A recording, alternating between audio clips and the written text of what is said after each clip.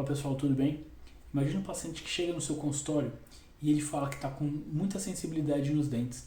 E aí, na medida que você vai conversando com ele fala para você que está com dor no pescoço, que ele está com dor na nuca, ele está com dor no ouvido, e durante o dia ele tem episódios de dor na cabeça e ele está quase se separando da esposa.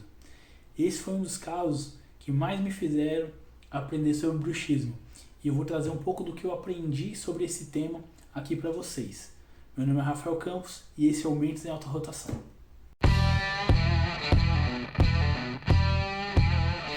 Esse foi um caso que apareceu para mim nos meus primeiros anos de formado.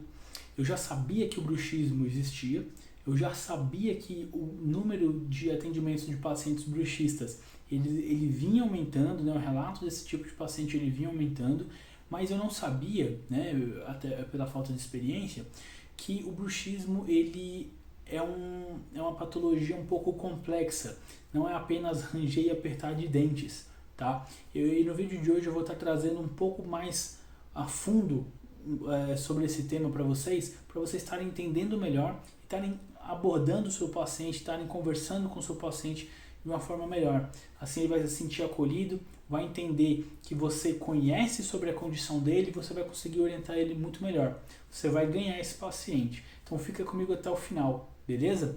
Então vamos lá.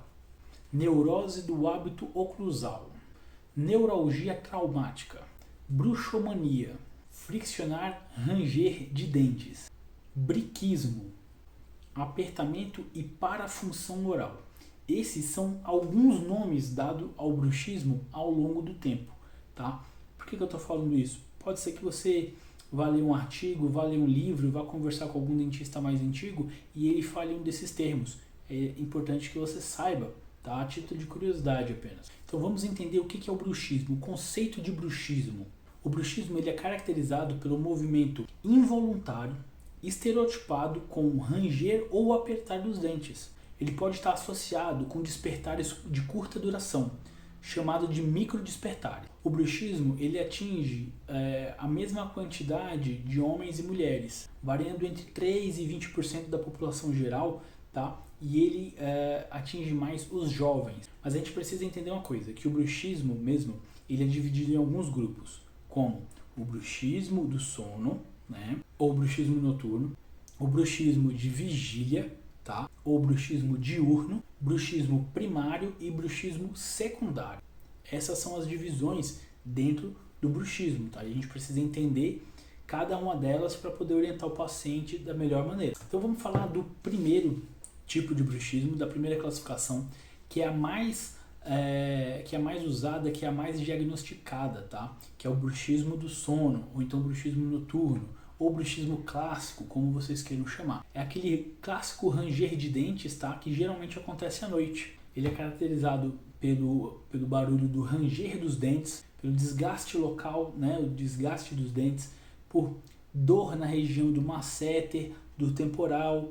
Ele também pode ser diagnosticado por hipertrofia da musculatura, dores de cabeça, problemas na ATM, né, na articulação temporomandibular, sono de má qualidade e sonolência diurna, tá? Então, essas são as principais características do bruxismo noturno. O bruxismo noturno ele pode ser classificado como bruxismo primário ou bruxismo secundário. E eu vou estar explicando para vocês cada uma dessas divisões para vocês entenderem aonde que fica o problema. Mas antes de mais nada, eu vou estar pedindo para você que não é inscrito no canal, se inscrever nesse canal, curtir e compartilhar esse vídeo, tá? Ajuda o nosso canal a crescer para eu estar trazendo mais e mais conteúdo para vocês com a melhor qualidade e mais relevantes. Deixe aqui nos comentários se vocês já atenderam algum paciente bruxista e quais são as suas dúvidas diante desse tema e sugestão de outros temas também, beleza?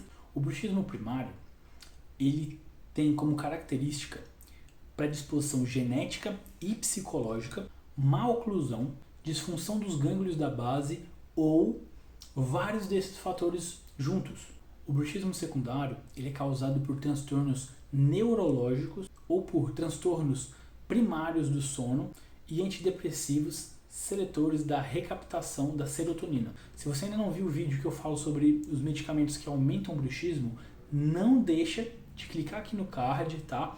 e conferir esse vídeo. Ele está muito bacana e você vai gostar bastante. Mas como é que é feito o diagnóstico, tá, do bruxismo? Basicamente, ele é feito por relato do cônjuge, de familiares e até mesmo do próprio paciente.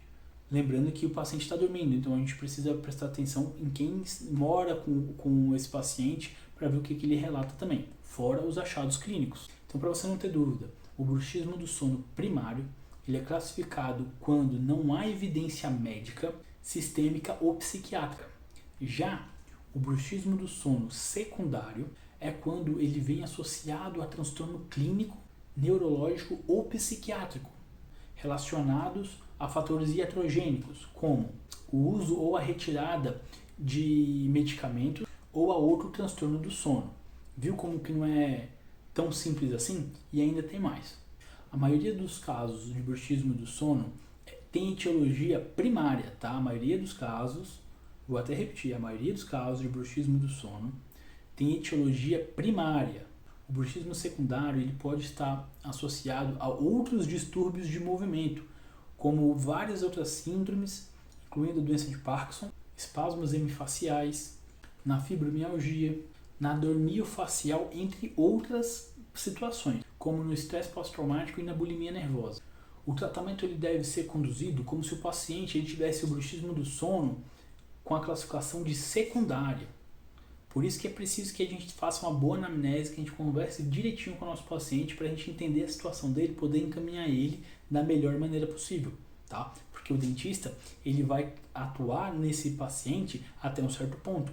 Depois ele precisa ser encaminhado, tá? Porque às vezes nem ele sabe o problema que ele está tendo. Não existe um tratamento padrão para o bruxismo do sono primário, tá? Então a gente precisa individualizar esse tratamento, entendendo direitinho o que está acontecendo com esse indivíduo para a gente poder orientar ele. O dentista ele pode estar tratando o bruxismo, tanto primário quanto secundário, com placas que vão servir para proteger, tá, as estruturas orofaciais e dar alívio à dor craniofacial. Tá? O uso de medicamentos agonistas dopaminérgicos eles podem ser usados, tá? Mas isso não é competência do dentista. O dentista ele pode até fazer algumas aplicações de botox, mas para isso ele tem que ter conhecimento do que ele está fazendo. Tá? Não adianta você simplesmente achar que vai tratar tudo com botox, que não vai.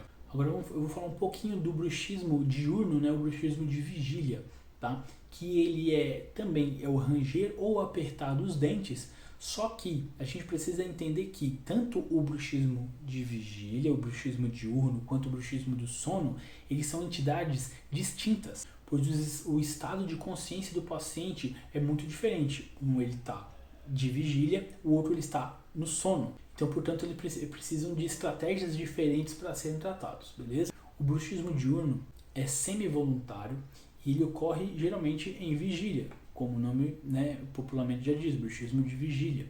Ele nada mais é do que a contração muscular, principalmente pela contração muscular da mastigação, mais comumente como cerrar os dentes, né? Tem o ranger também, mas o mais comum é cerrar os dentes.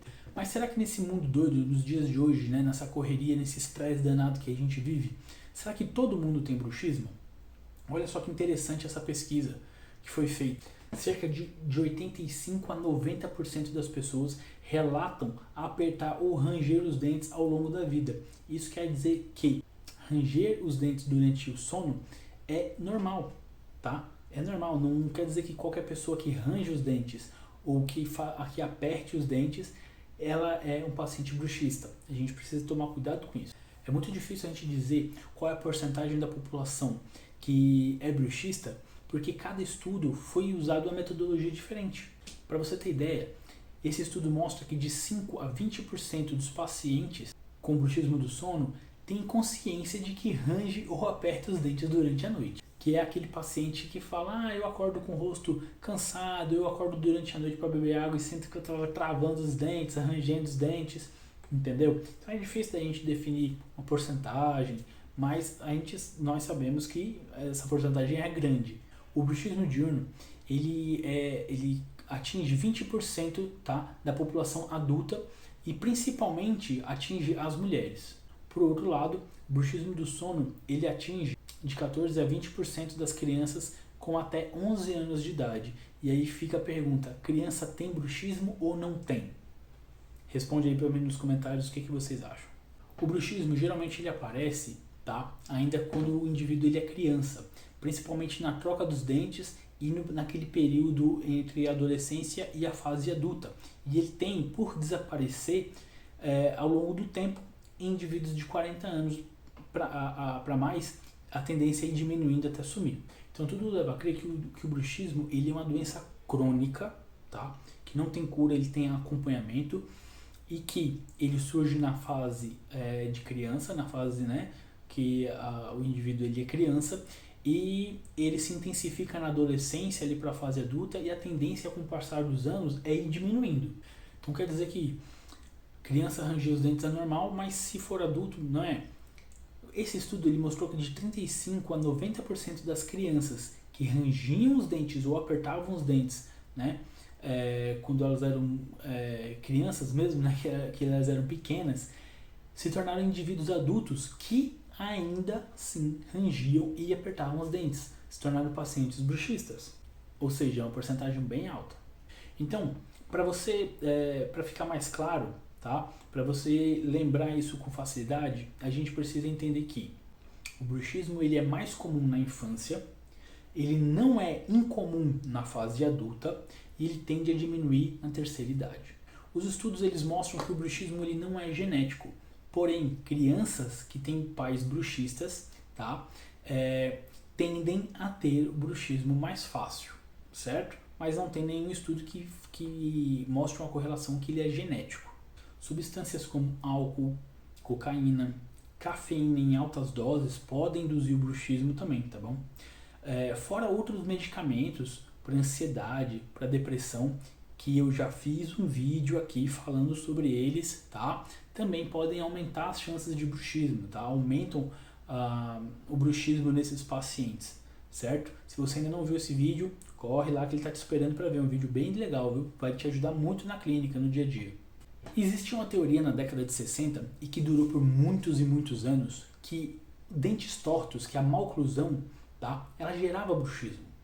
E isso cai por terra no momento em que alguns estudos mostraram que pacientes que não têm mais dente nenhum, né? Pacientes que usam prótese, tá? Pacientes desdentados, eles continuavam a ter o movimento de tentar serrar os dentes, tá? Uma manifestação muscular em que eles apertavam, contraíam essa musculatura e eles rangiam, né? Eles tentavam serrar, fazer esse movimento de ranger os dentes, né? Que eles já não tinham mais. Então, essa teoria de que a maloclusão era o fator principal para o bruxismo, isso já caiu por terra faz tempo, tá? Isso é muito legal, isso é muito bom para você saber no seu consultório, porque o paciente ele vai questionar isso e você tem que estar informado, você tem que estar bem informado. Até porque, a título de curiosidade também, o bruxismo, ele, quando esse movimento de contração muscular, ele é o último movimento, tá? Ele é o último movimento a ser acionado durante todo esse processo do bruxismo. A gente primeiro tem o despertar do sistema nervoso central, depois a gente tem a alteração da pressão arterial e por aí vai até chegar na contração muscular. Não existe nenhum tratamento, não existe nenhum protocolo de tratamento para o bruxismo, tá? É preciso que a gente individualize o paciente, é preciso que a gente saiba qual é o tipo de bruxismo, o que está causando, para a gente atuar no consultório odontológico até onde a gente precisa, mas principalmente saber acompanhar e encaminhar esse paciente, tá?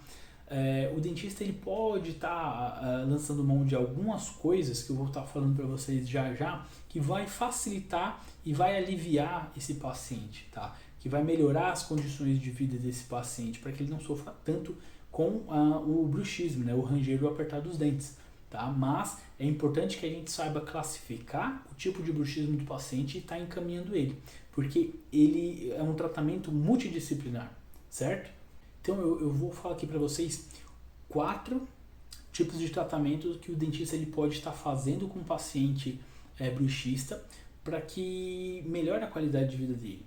O primeiro deles é o ajuste oclusal, tá? O ajuste oclusal, a gente sabe da importância que a gente sabe o tanto que melhora as condições do paciente quando ele está desequilibrado, com a mordida desequilibrada, né? Isso facilita muito a vida. O segundo tipo de tratamento é lançar mão de próteses, né?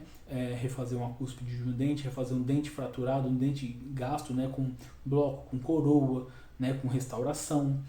O terceiro tipo de tratamento é a ortodontia, para a gente melhorar as condições, para a gente trazer um equilíbrio para essa boca, né? Para esses dentes.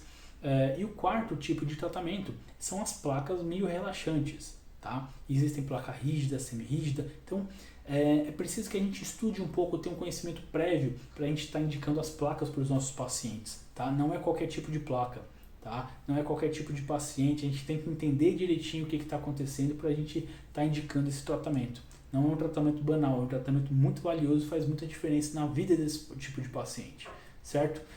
Então eu espero que vocês tenham gostado desse vídeo, tá? Esse vídeo foi feito com muito carinho para vocês. Eu espero que essas informações eles ajudem vocês no consultório, tá? Que os seus pacientes eles se sintam satisfeitos com vocês. Vou pedir mais uma vez que se você chegou até aqui, não tem por que você não se inscrever nesse canal, dá like nesse vídeo, tá? Vira fã desse canal, ajuda esse canal a crescer por trazer conteúdo de qualidade, sempre tá melhorando para vocês, pra gente se ajudar, para todo mundo sair ganhando, beleza?